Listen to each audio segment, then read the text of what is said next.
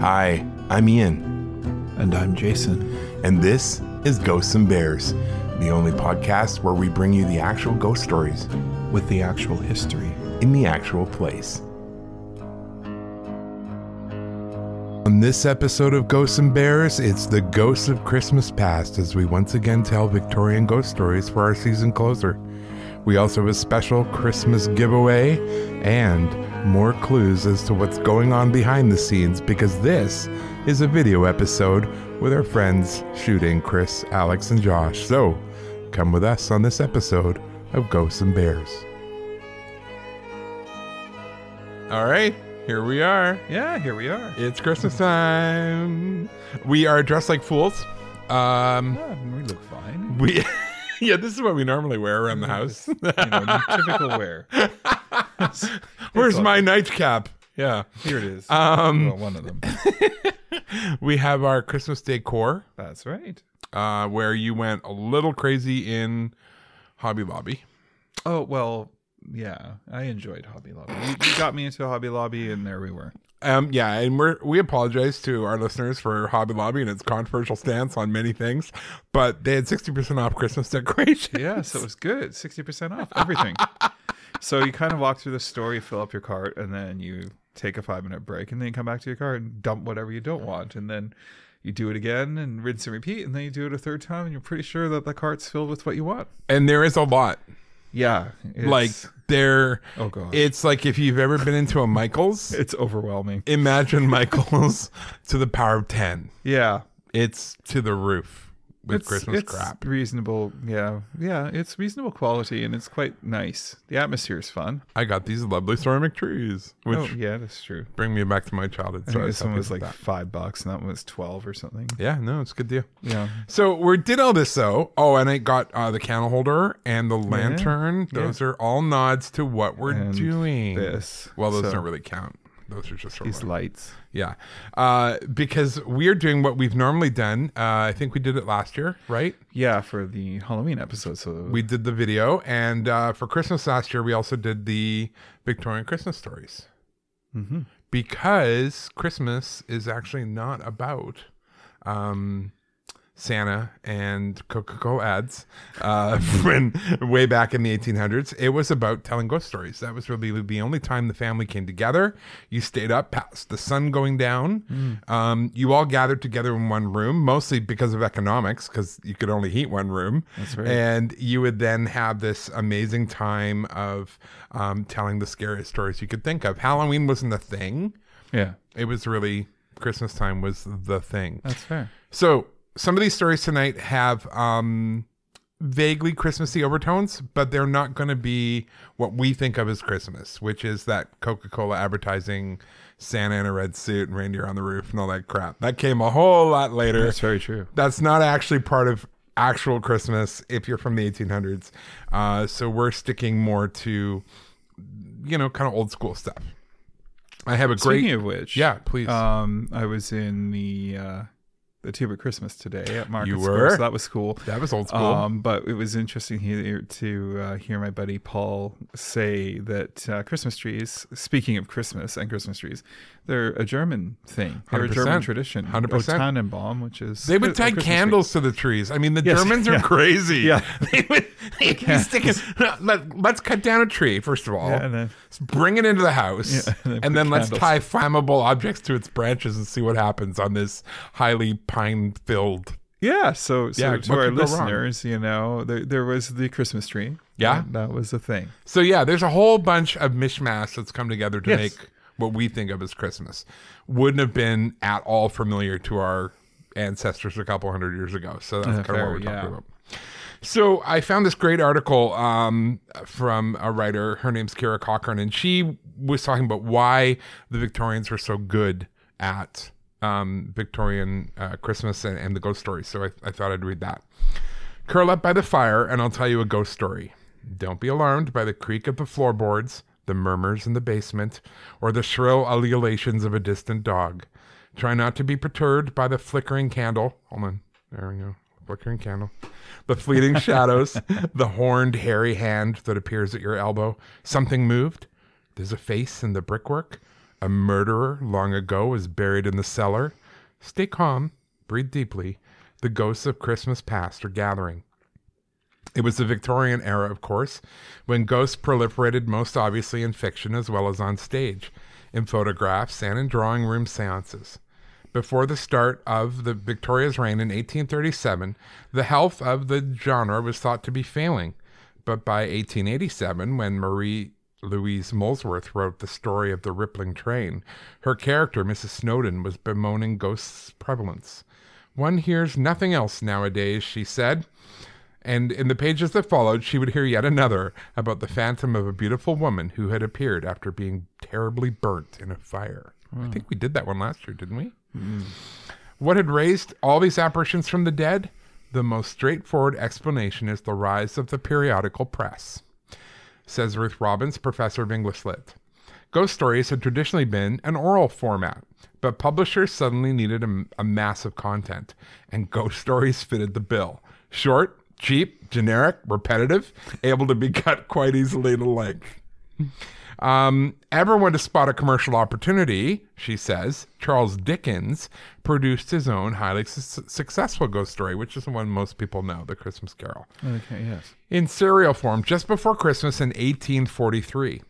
This was the same year the first commercially produced Christmas card was sent, and Dickens' story both reflected and influenced a growing trend for marking Christmas with secular celebration. Dr. Andrew Smith said people like Dickens wanted to revive some notion of community invested within that idea of Christmas. What's interesting about his version of Christmas is it's not particularly Christian, which of course it would have been, you were supposed to be in Victorian times. It's about the family, about helping the poor, a moment where you might pause and reflect on your life. It's about Ebenezer Scrooge realizing through the counsel of ghosts that he must embrace his family, look after his good-natured clerk, and become the embodiment of generosity. The popularity of ghost stories was strongly related to economic changes. The Industrial Revolution that led people to migrate from rural villages into towns and cities and created a new middle class. They moved into houses that often had servants, and many taken on around October or November when the nights were drawing in early, and new staff found themselves in a completely foreign house, seeing things everywhere, jumping at every creak. Robbins says servants were expected to be seen and not heard, actually probably not even seen, to be honest. If you go to a stately home like Harewood House, you see the concealed doorways and servants' corridors. You would actually have people popping in and out without really knowing they were there, which could be quite a freaky experience. You've got these ghostly figures who actually inhabit the house. Didn't help that lighting was often provided by gas lamps, which have also been implicated in the rise of the ghost story. The carbon monoxide they emitted could produce hallucinations. Makes sense. So there you are in your stately manner, high as a kite. Yeah, and maybe. only one step away from death. And there was a preponderance of people encountering ghosts in their daily life come the middle of the century.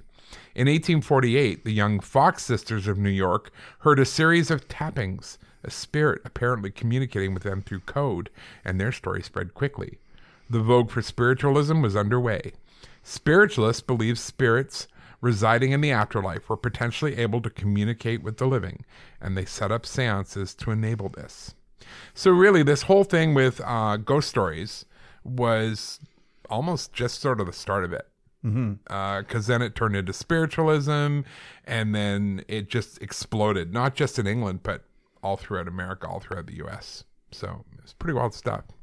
We've got a few stories for you tonight.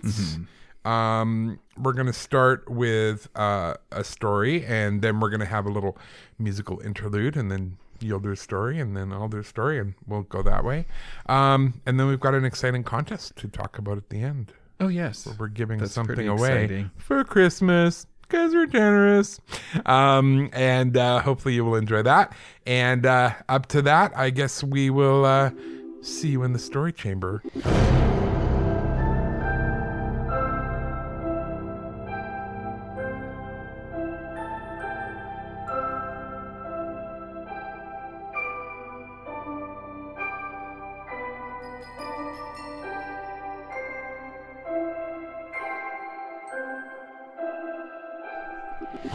Haunted Ash Church by Anonymous. It was a lonesome little country church. quite deserted and rapidly falling into decay. The nearest house was that of old Joe Salter, the blacksmith, and that was fully half a mile away. It could not be said that the little fabric possessed anything of architectural beauty or intent. A plain, oblong building with a square, thick-set, squat tower, it had no chancel. It was hard upon 50 years since regular services had been discontinued at Ashchurch, owing to the building and endowment of a handsome new church near the center of population and better adapted to the requirements of the parish. For about the first half of these 50 years, the cracked old bell of Ashchurch still rang occasionally for the funerals of old residents of the parish, for the churchyard was not declared closed when the Sunday services ceased. But the time came when the authorities decided that henceforward all burials must be in the new cemetery. Up to that time, the aged church had been kept in some sort of repair, and had at any rate been watertight. But from that time, the efforts made to keep it up had been spasmodic and inadequate, and year by year it became more and more dilapidated. The ivy now grew in unchecked luxuriance, not only over the walls but over the roof. As for the tower, it became a perfect bush of creepers, under which the form of the masonry was concealed, like that of an Esquimau. Oh no, I just read that. Like that of an Eskimo in his furs. How do you feel about that as a First Nations person? That's fine. You're good with it? Yeah, all right, it's we'll fine. stay with it. I'm going to just leave the word as it is in its historical content. It's an interesting spelling, though. I've never, yeah, for anybody who's interested, Esquimaux. Eskimo. Esquimaux. I can see why you would put Esquimalt. Right? Because Yeah. it looks Yeah. like that. Esquimalt Anyway, for our viewers is A local- next door to yeah. us. So. Anyway, back to the story. Mm-hmm.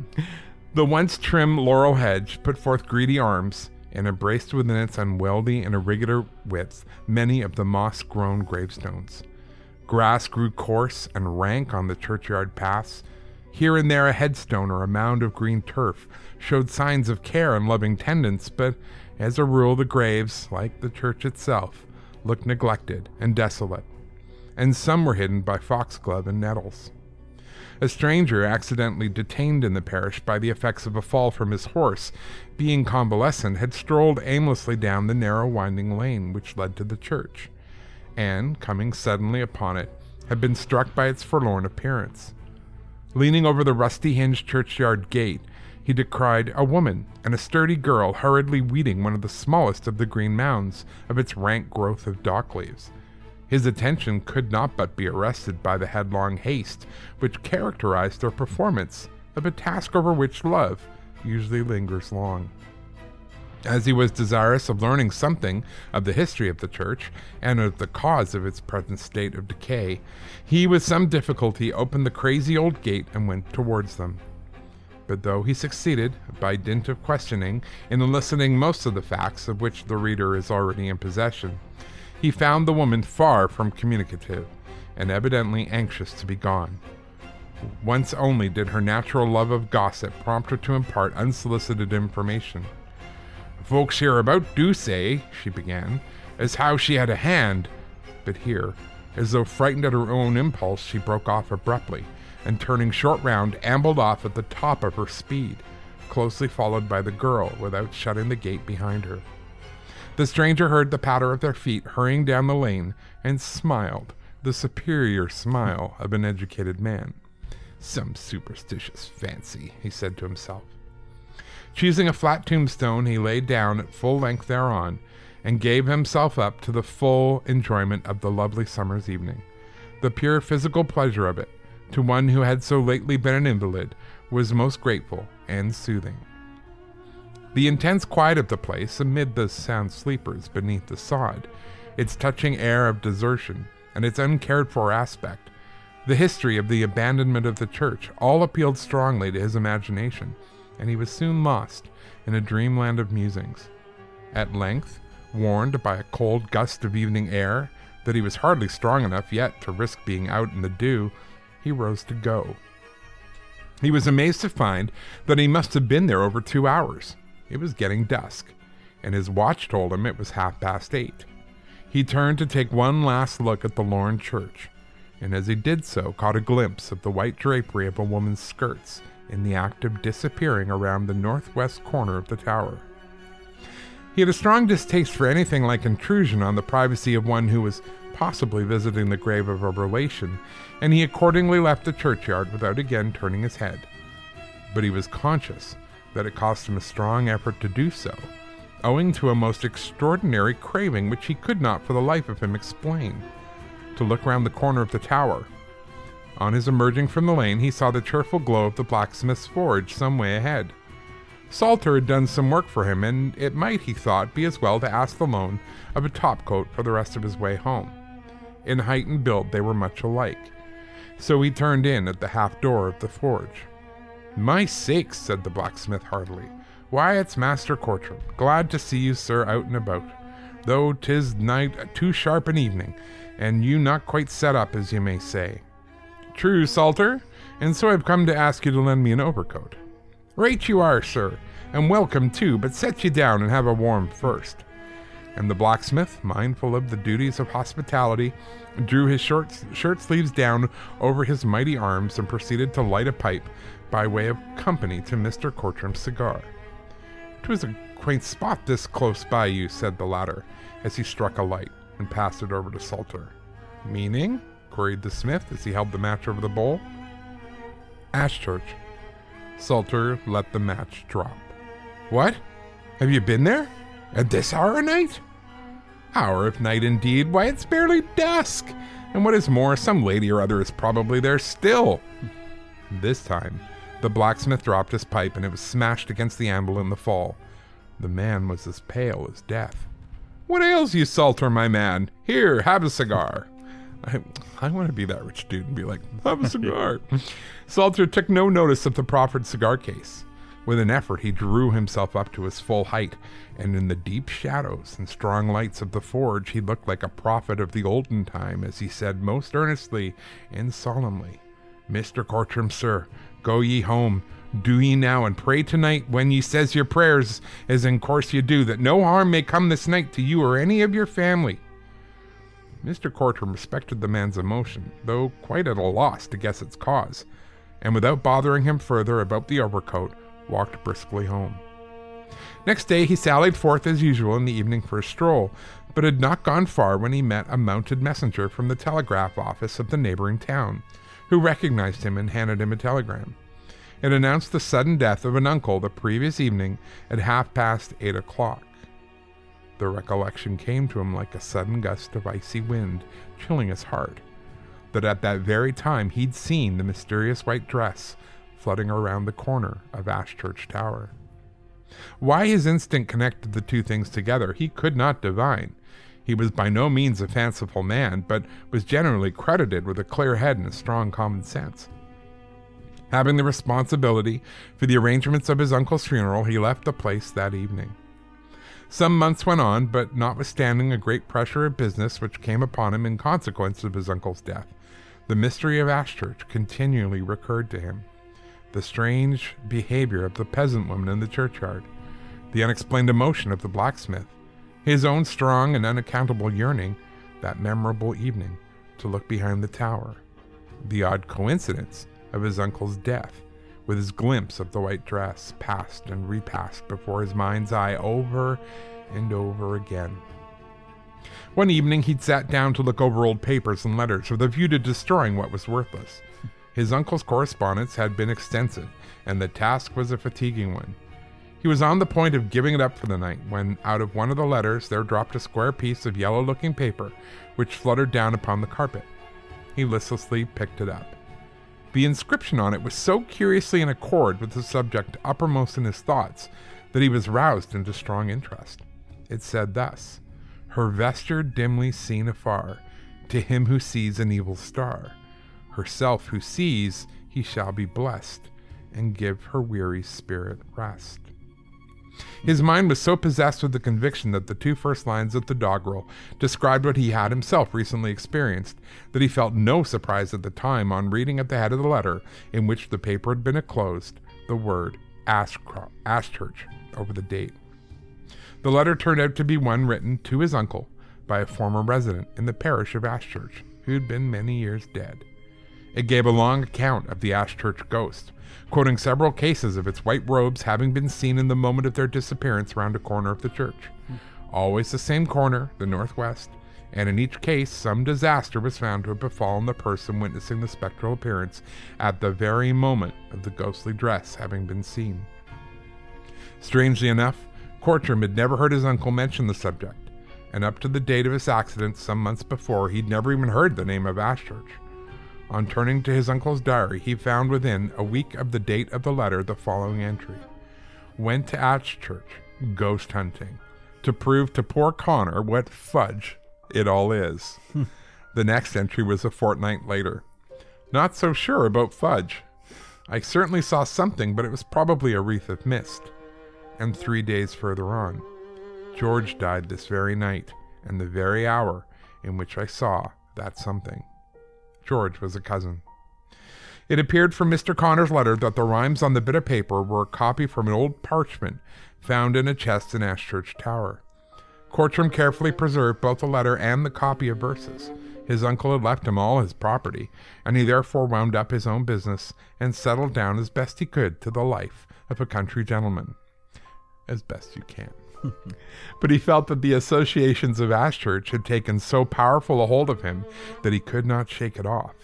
He had a feeling that in some inexplicable way, against which his will seemed powerless to contend, he was being drawn to visit the place again.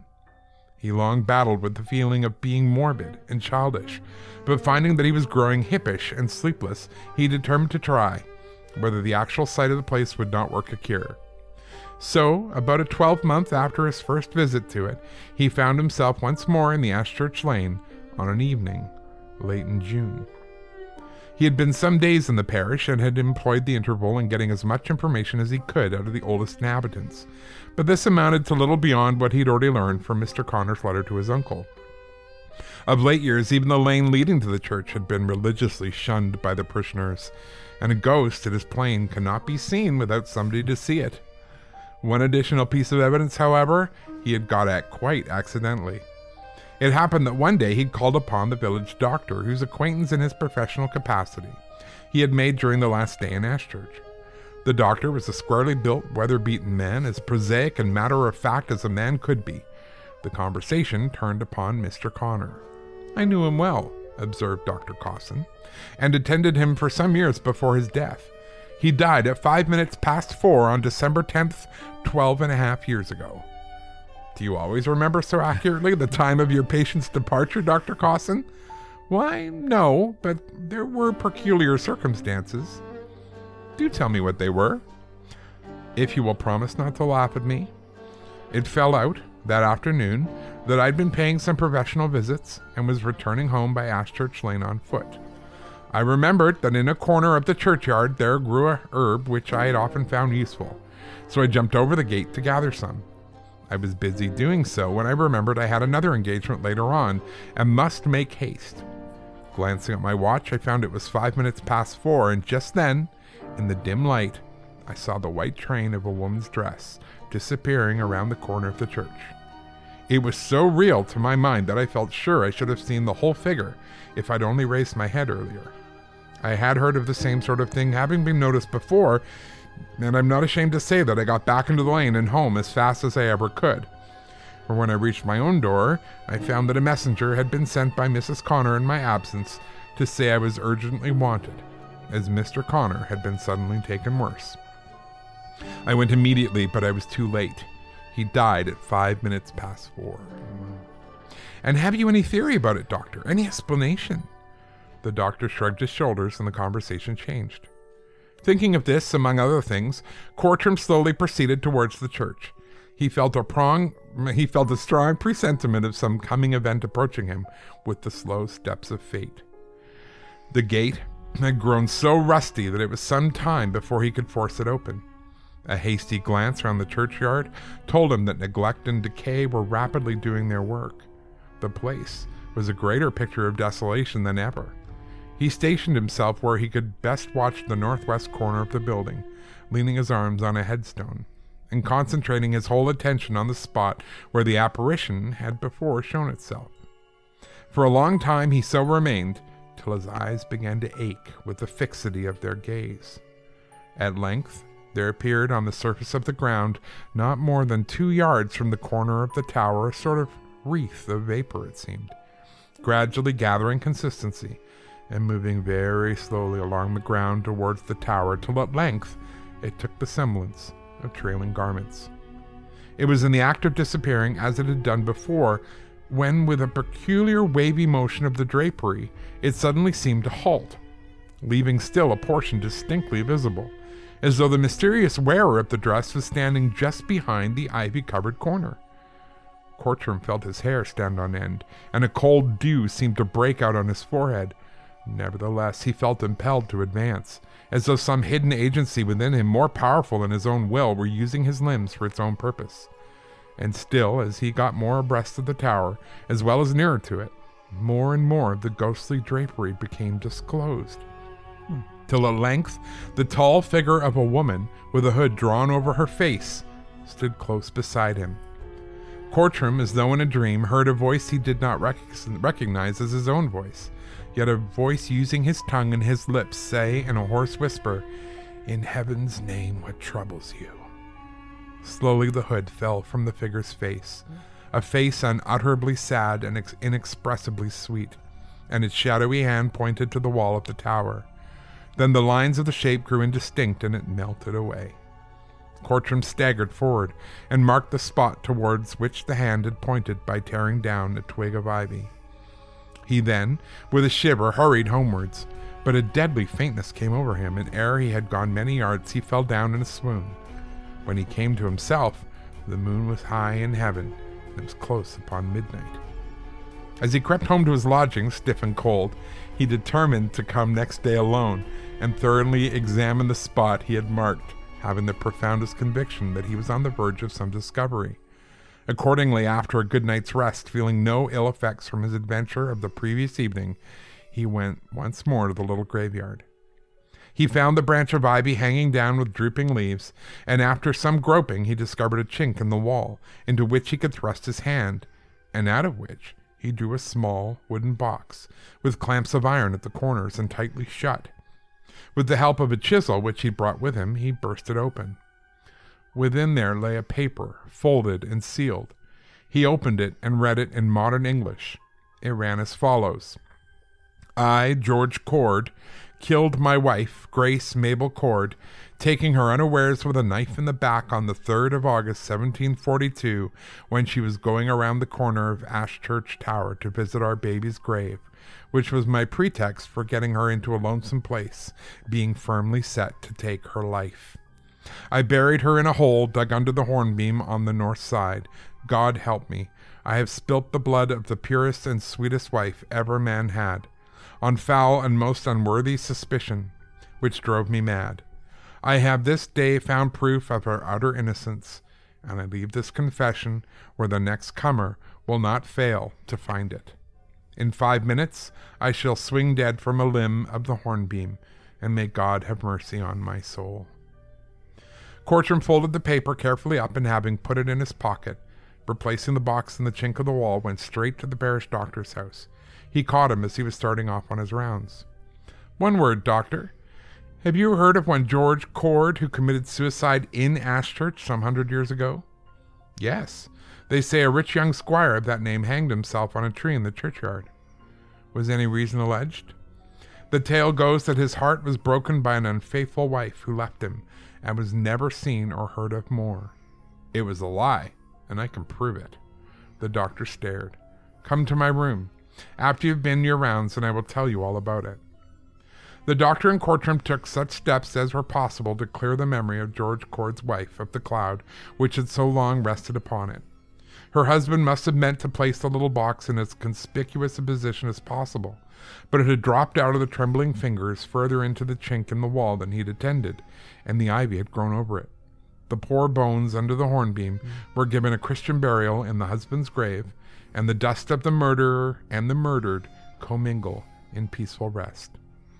It was the last funeral in the old churchyard. Never more were the ghostly trailing garments seen, sweeping around the corner of Ashchurch Tower. Wow. So what did you think? Wow, it was really good. It was a good story. Again, not overly Christmassy, but it was a perfect kind of ghost story that they would have told in a Victorian household. It had the beautiful wife. Yeah. She was done wrong. It had ghostly implications. It had everything going on. That's interesting, isn't it? Yeah. And of course, the rich guy. All these stories seem to have some rich guy. Oh, it makes sense. It's a true fact that murder is less expensive than divorce. So wait, what are you planning? Maybe I'll I come should home one plan. day and you'll be like, can you meet me in the backyard, please, close Yeah, to that just cliff? go around the corner. Yeah, just go around the corner. So- At least I'll know it's coming. Oh yeah, Chasing chasing Moby. Chasing movie. No, I liked the story. I thought it was a great story. I thought they You read it well, thank you. Well, it hung together really well. Like other it, than Eskimo, but that's a really bizarre spelling. you know what? The funny thing is I pre-read all of these stories to pick out the ones we wanted to do. I remember reading that word going, what? Oh. And thinking, well, that's not appropriate. No, it's But then fair. thinking, well, It's of its time. it's And of that's its fine. time. That's It's of fine. its time. You know. So, but the spelling really threw me too. Yeah, MAUX. Yeah. That's interesting. Yeah. But no, and you know what I loved about it was the way the writer put it together. I could see that church. Yeah. It wasn't yeah, hard to yeah. feel like you were in. That's right. that churchyard. You could feel the setting, and you could feel the melancholy and Yeah. the heavy set, and Yeah. it, Yeah. it was it was engaging. Good. Yay. All right. We're Well going to read. take a little break, and Jason's coming back with our next story right after this. I will flap my gums on the next one.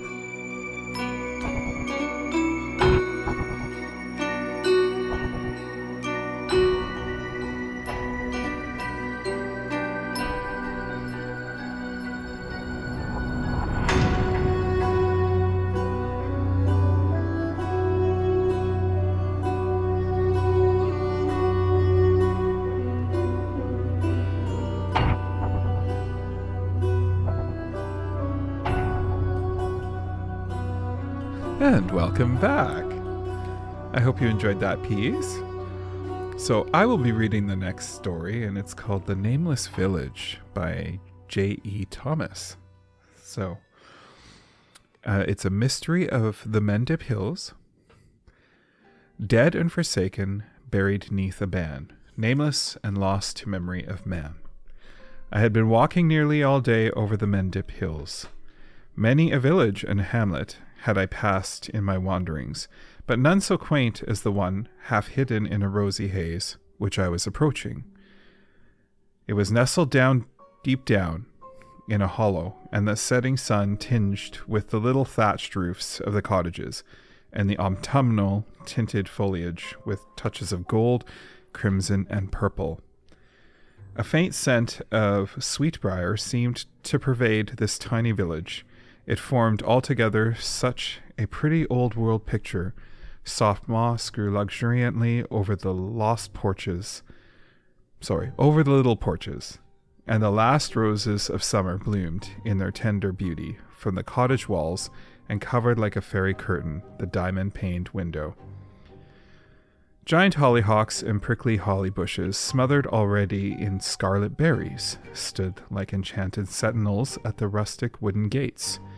What, however, struck me as curious was the deathly silence which ranged over all. Not a soul could I see, not a sound greeted my ears. I felt as if I had walked into some spellbound haunt, or a village buried in the dusty forgotten past of the Middle Ages. Not far from the church stood the old manor house. I walked along the avenue of splendid chestnut trees which led to it, wondering how it was I had come across no mention of this queer, out-of-the-way little place in my map. The house, built of grey stone and mantled in ivy, was evidently of very ancient date. Over the stone portico an inscription was carved, but so discolored by damp as to be impossible to decipher. The door itself, of massive oak and studded with nails, was black with age, my efforts to open it proving unavailing. I was about to retire when I saw an old dame hobbling towards me. She was attired in a warm black velvet gown, and a white frilled muslin hood covered her head. I asked permission to look over at the house. She was apparently dumb, for she vouchsafed me no answer, but silently produced from the reticule a heavy iron key, with which she began to fumble at the lock. It creaked ominously, opening with a harsh, grating sound to admit me. The old lady did not accompany me, but left me to make my own investigations alone. The floors were thick with dust, and the furniture, which mainly consisted of oak, was worm-eaten, whilst some fine specimens of tapestry hanging limply on the walls were fretted by a relentless colony of moths. In the long oak-paneled dining hall, several family portraits were fitted into the wainscoting. One of those struck me forcibly. It was a picture of a thin-faced, dark-eyed man wearing a ruff, but the expression was so lifelike and peculiar that it repelled and fascinated me at the same time. Opposite hung the portrait of a girl, but the gloom surrounding the face was so deep that I could make out very little of the features. A handsome silver sconce, the candles burnt almost to the sockets, and an iron inkhorn were standing on the table. I passed through many rooms, but a sense of oppression weighed me down, and an indefinable musty odor clung to everything. My footsteps resounded mournfully through the deserted corridors, and I glanced back more than once when I fancied I could detect the sound of hushed voices whispering behind me. At last I entered a queer little chamber, more cheerful than the rest. On the deep window seat lay an old manuscript of music and a mandolin, the chords of which were broken. I looked out of the lattice and saw that what must have been my lady's pleasance. Now it was overgrown with weeds and brambles. Just in the middle of the lawn stood a curiously shaped sundial. The heavy perfume of a magnolia tree in bloom, which climbed the wall outside, filled the chamber, while a breath of air came sighing in and stirred the tarnished hangings of the four-poster. At the moment I happened to glance once more at the sundial and caught my breath suddenly. The transparent form of a girl was standing before it, gazing with bent head at the desolation around her. But the vision of illusion quickly faded, and I was left contemplating only the dark shadows of the trees cast and the last flickering rays of the sun on the neglected garden. After some little difficulty, I managed to find my way out of the rambling old house, and on looking back I saw the heavy door slowly pushed from inside and close with a clang, while the key grated in the lock and turned with a hollow groan. All sorts of odd fancies crowded through my brain as I walked in the direction of the church, which I was destined to see. The lovers, joys, sorrows, and tragedies of bygone days arranged themselves in fantastic groups in my imagination as I passed upon the weed-grown pathway. The church door was open, but it was so dark inside that at first I could make nothing out. But as my eyes grew accustomed to the gloom, I noticed that the air of the mystery which enveloped both the mansion and the village was not wanting here. The pews, black with age, were all very high and narrow. The large one at the chancel end of the church was even higher than the rest and square in shape. It also boasted pillars richly carved at each corner, and all round hung velvet curtains spangled with silver cobwebs. Over the altar was a kind of alcove, ornamented with a fresco of cherubim adorning the Holy Grail. Suspended from the groined roof were some tattered flags, whilst long-robed and mail-clad effigies seemed from their shadowed recesses to fix me solemnly with stony, sightless eyes. Feeling an unaccountable weariness creeping over me, I seated myself in the great square pew, leaving the door open. Looking up, I noticed the wax tapers of the altar were burning through a dim light over the scene. Then my heart stood still, for gliding slowly up the aisle came a strange procession. First, the figure of a girl covered with a long white veil, and by her side a tall, fair man. Then followed a silent, gorgeous crowd. The bride and bridegroom approached the altars and knelt there.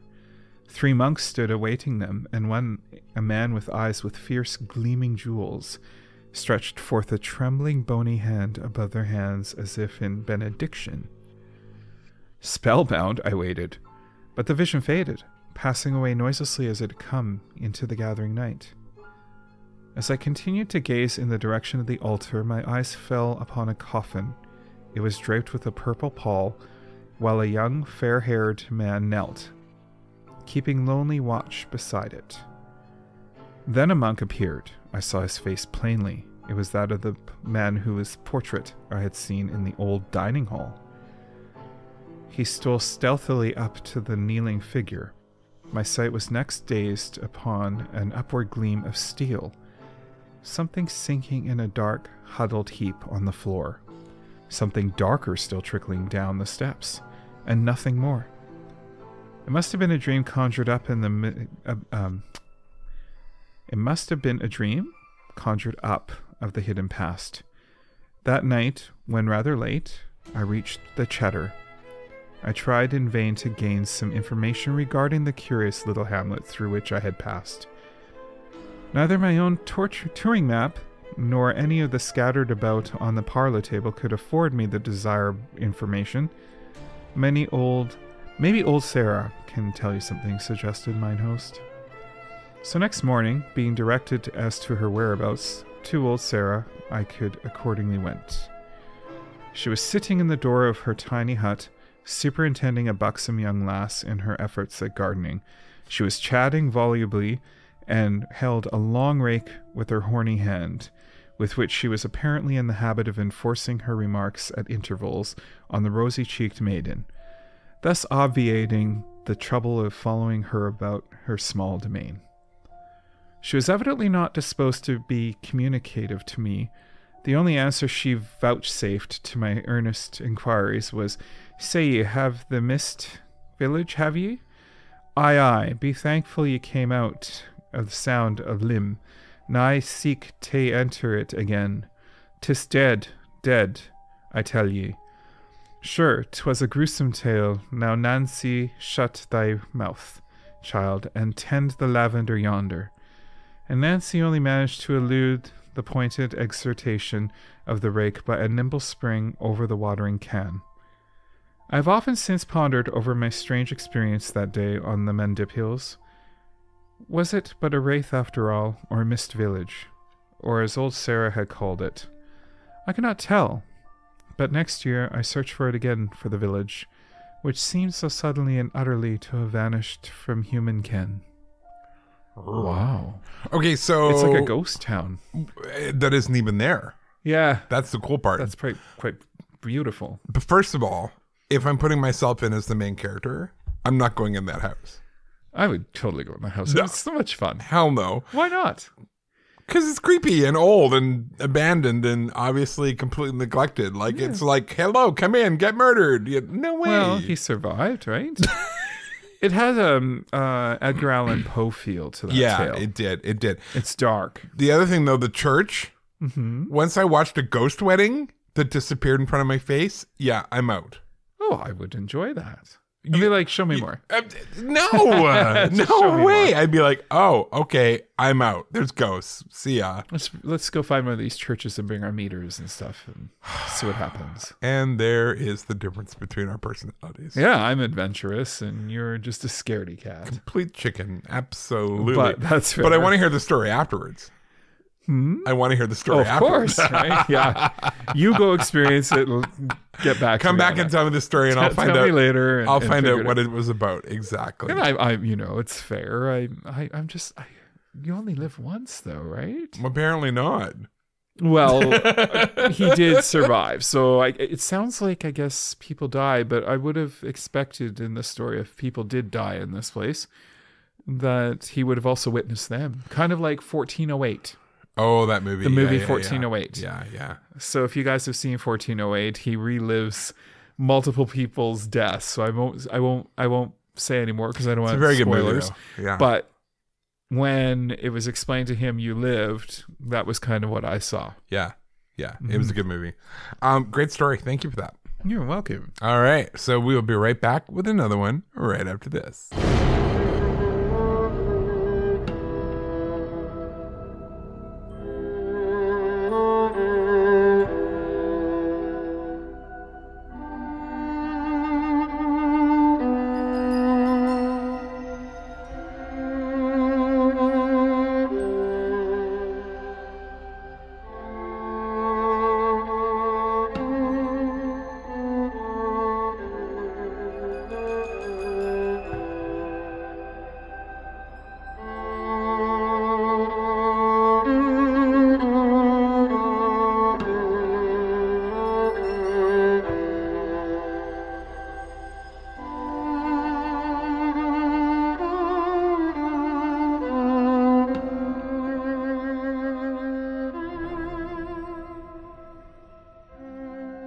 Our next story is welcome called back. The Haunted Tree by Anonymous, one of my favorite authors, apparently. Yeah, they're always fun. The reason they would do that is a lot of times they were written by women who were selling them to the magazines, and that would have been a huge scandal. If you'd had a wife who was selling things to magazines, well, that's fair. she may as well have been a whore, basically, is how that went down back then. So they would give fake names, or they would publish under a man's name, or they would just use their initials. Anonymous. Easier to do anonymous. That kept it nice and safe. About 50 years since, upon one of the plains which overspread large portions of the southwestern part of Maine, certain mysterious things obtruded themselves upon the notice of the community. They startled the thoughtless, puzzled, the philosophic, set the superstitious all agog, and made the timid tremble. Unaccountable sounds were heard there. Unnatural signs were seen, and often without any visible cause, dogs, cattle, and horses were terribly affrighted. A pine tree, which stood by the roadside and which overshadowed the way with its spreading branches, marked that spot which was noted for its wonders. It was tall, straight, and well proportioned, as fair to look upon as its neighbors, and still under its deep shadows all these unaccountable phantoms appeared. The surrounding forest was thickly studded with the same stately growth. In the light of day, it was harmless. When the sun pressed its bright rays through the dark forest, when all natural objects were unmistakably distinct and visible, no fearful sight nor sound alarmed the passing man or beast. But when the eve of day was closed, when deep night, doubly thick and heavy under those green, overshadowing treetops, wrapped all things in the sable curtains, then these disturbing forces infested the place, and let loose these marvels. It must be affirmed, however, that this tree did not stand in the most frightful spot traced by that lonesome highway. It was not in the middle of that gloomy forest. It stood nearer to the side, which bordered on the thickest settlement. Not far above it lay a dark, deep, chilly hollow, often entered with a shudder, which all would declare was the fit home of ghosts and hobgoblins, and where practical robbers would naturally select their ambush. Still, it soon became notorious that this apparently innocent and promising tree was a haunted tree, marked as such by all the surrounding inhabitants, heralded as such through all that region. It must be added that this spot, which rose into such puzzling notoriety, was about 2 miles from a dull, unpretentious hamlet, where stores were kept, in which some useful merchandise could be found, but the great article of trade at that time, as it was everywhere, was ardent spirits. Many then regarded strong drink as the elixir of life. What? Who are these monsters? Many then regarded strong drink as the elixir of life, while it was surely gliding them into graver difficulties than frights and heart beatings at the haunted tree. But business at the shops, at the post office, and most of all at the stores licensed to keep and sell the fashionable, much-loved beverage, would draw the rustics thither after the toils of the day were ended, many of whom had to pass the haunted tree. As a child could pass its harmless, when the light of day guarded the place, they would start in season to pass it before the dusky and fearful hour of the night licensed the appearance of these terrors. But if they went on foot, they would always have their dogs accompany them, and then not return alone if they could find company. But after taking a social glass, doing their business, listening to the gossip of the day, hearing the last reported scare at the tree, they would linger to discuss these mysterious appearances, pro and con, and avow their belief or disbelief in them. Some, who were constant attendants upon the preaching of the uneducated, unpolished, but deeply pious minister of the place, would take a still more serious view of these things. They would say, "These mysterious sights and sounds mean something. They are augur of crime, secret, dark, and heaven-daring. God is making inquisition for blood. Murder will out. Until the awful secret is divulged, that spot will be haunted." This would disturb the serenity of the man behind the counter. He prided himself as above belief in ghosts, witches, and phantoms, and is too intelligent to swallow down such admissions of spiritual manifestations or of supernatural appearances, and he would say, "Nonsense, nonsense. It's all imagination, all whims, all superstition." But at length, his own turn came to try these troubles, and to see if it was all bosh and gammon. Returning home one evening upon that road, as he approached the haunted tree, his horse stopped short and stubbornly refused to pass it. It would no more go forward than the beast upon which Balaam rode, when the angel of the Lord, with a drawn sword in his hand, confronted him. This perplexed and disconcerted our merchant, but it was no place to be angry. Though he neither saw nor heard anything unusual himself, his noble horse was trembling with fear and unwilling to advance, as if the road was bristling with armed hobgoblins. He whipped and goaded him on until, with a desperate plunge, he dashed out into the thick, scraggy bushes, rushed by the obnoxious tree, and ran at the top of his speed until he brought up, panting and trembling, at his own stable door. Another incident, which is hard to put aside as mere phantasm. An elderly man of a bold, defiant spirit was passing that way in a partially intoxicated state. A son of 6 or 8 years and his faithful dog were with him. As they drew near the tree, a light was seen, as if some invisible hand were holding a lantern. The old man cheered his dog on to an attack. Bristling and barking, he bravely struck for the light when it moved out into the forest. Our tippling friend, more daring than usual just then, attempted to follow it. Up to that point, the courage of the boy held out, as he informed the writer, as he saw nothing but a light, and that retreating before the dog. But when the father turned into the bushes, he was thoroughly affrighted, and wished to hasten home, if not forbade it. But the light soon faded. The dog became composed, and the father returned to the road, and another wonder was reported. Sometimes these same persons would pass unmolested, silence reigning through the whole forest, and no unearthly sight disturbed them. Some passed frequently in night's deepest darkness, and never saw or heard anything strange or supernatural. Such was the case with a young physician, whose practice often led him by that place. He was a man of integrity, every way reliable, generous, and kind in spirit, keeping a clear conscience towards all men. He was fearless of both the dead and the living, and often in the still hours of night rode by the tree, calling upon anyone who had anything to make known to come and tell it. But he had no visions of these things. Those who were molested by these unaccountable manifestations were usually struck dumb, passed it as best they could, and gave no challenge. On a snowy winter day, 2 men of good habits, sound judgment, and unquestionable veracity were passing by that place with wagons heavily laden. The falling snow had become quite deep. They plodded slowly through it, beguiling their dreary way with occasional conversation. As one of them was observing that nobody ventured out, the storm was so severe, they both looked forward and saw an old and peculiarly dressed man footing it through the deep snow towards them. Both noticed him, saw that he was a stranger to them, but in all his appearances a veritable man.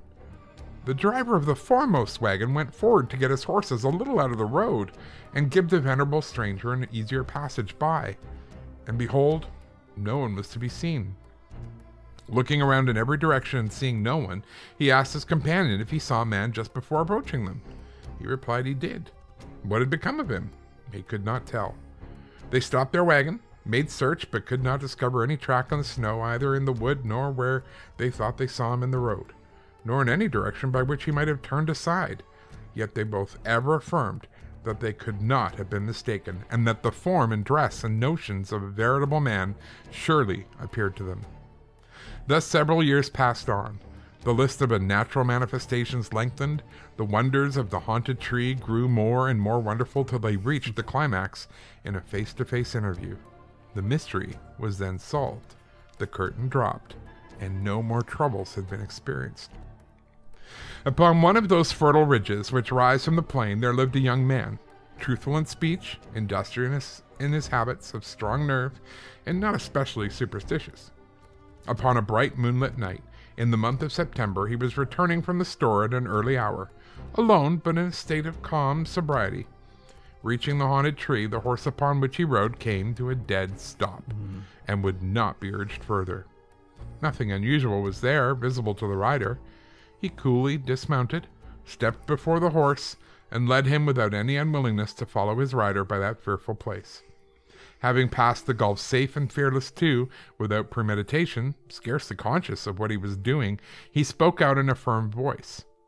"If anyone is here who wants anything of me, I would like to see him." Immediately a man, venerable in appearance, dressed in a gone-by style with gray locks hanging below a broad-brimmed hat, stood directly before him. Surprised, dismayed, and nearly confounded, he felt that he was sent for, and the worst might as well come on. So in trembling tones he asked, "What do you want of me?" The spectre, in tones our dismayed friend could never forget, proceeded thus. "My name is Hiram White. 25 years ago I was robbed of 30 silver dollars and then murdered under this tree. Wow. The names of 2 of the guilty perpetrators of that deed of blood will I give, as they are still now living. They were Caleb Walsh and Franklin Orme. But some parts of that awful scene I cannot relate to. Read the 9th Psalm, and you will apprehend them. I have long haunted this blood-stained spot to make someone inquire for the terrible secret. You are the first person that has challenged me, and now I have divulged it. These things will no more appear. Follow me, and I will show you where they buried my body." The spectre led the way into the forest, and our terrified friend followed, feeling that it was no time to oppose or make excuses. Coming to a low, overshadowed hollow, he affirmed, "Here is the place," and instantly vanished. Wow. The young man, finding himself unharmed physically and still alive, though the last dread summons could not have caused a greater mental anguish, made his way back to his horse, which, totally undisturbed, had not started from the place where he left him. He rode slowly home, deeply affected by what he had seen and heard, and upon reaching home, his sad and woeful countenance betrayed him. "What is the matter?" was the first inquiry of his wife. He tried to evade a disclosure, but could not. Unbosoming himself freely, confidentially to her, it was too momentous, too sacred to be kept a secret. Once let loose, it traveled with lightning speed and power through the community. The place pointed out as that where the corpse had been buried was dug open, and there, sure enough, human bones were found. But did any other circumstances corroborate the young man's statement? The recollections of the aged were sounded, and some of them remembered that a man bearing the name of him who professed to be the victim occasionally visited that place as an itinerant preacher, about that time referred to in that disclosure, but his visits had suddenly ceased, and he was not heard from afterwards. But as he came from a distant place in New Hampshire, oh, so far away, from Maine, and was somewhat eccentric, his non-appearance excited no surprise. His profession as a preacher may explain the peculiarity of his sending his auditor to an imprecatory psalm to find the supplement of his awful disclosure. Another fact is well verified. About the same date of this alleged crime, a stray horse, with his saddle turned and bridle on, was found in the highway, about 2 miles from this noted tree. It was advertised. A green and white horse was kept upon his neck for several months, as the law required, but no owner ever claimed it, and it remained with the person who'd picked it up. The names given as the perpetrators of this revolting deed were not unknown, were not fictitious. They had lived and left families there, and these were sensitive and disturbed by these grave charges. They had died, too, and it was now remembered that the last trying scene with them was marked with long and intensified agonies. Beyond all precedent, they rolled and struggled in the grasp of the grim monster, but seemed forbid to die till conscience was relieved by some deathbed confession. With one of them it did come, but came to be locked up in the bosom of its recipient. After long and severe throes and awful moaning, he requested all present to leave the room save one aged, intimate neighbor. With a charge of perfect secrecy, he entrusted to him the agonizing burden which no other ear must hear. This done, death completed its work. The waiting and anxious friends came in, but could learn only what they could read upon the troubled visage of him who possessed the dying secret of the departed. Evidently an awful disclosure had been made, but none could draw it from its appointed hiding place. Such were the firm impressions left upon the minds of the staid, honest-hearted, and more intelligent of that people, no one could convince them that these things were mystical or empty phantoms. They retained the recollection of these mysterious adventures without attempting any other explanation than that which we have given. Wow. There you go. What do you think? He was able to avenge his death. He was. And I kind of like that it was in America, that one. Yeah, Because, Maine. yeah, in Maine, because they're all kind of, British. When he said the guy had died 25 years earlier, and I'm like, wait, these stories are from 1820. So is he a pilgrim? I have no idea. I don't know. But yeah, the haunted tree. What made me get drawn to that one was you and I have gone driving in the forest around Port Alice. Yeah. And we both said, like, looking into the forest, we're like, yeah, I there's wouldn't go parts. in there. Yeah, there's parts there that are It's dark and scary It's in there. kind of like the forest that's around railroads. Yeah, there's something wrong with that forest. Yeah, 100%. the energy doesn't seem right. No, But not at all. yeah, that was interesting. It was cool that he came back and just showed where he laid. Yeah. Well, and gave their names. the town had been having this problem with the haunted tree for 25 years, and no one ever stopped and went, hey, Haunted tree. can I do anything for you? Like, No. that was a great story. It was really well read. All right, we are going to disappear, and when we come back, we're going to do our closing and talk about our Christmas present giveaway. Yeah, the Christmas present. Right after this.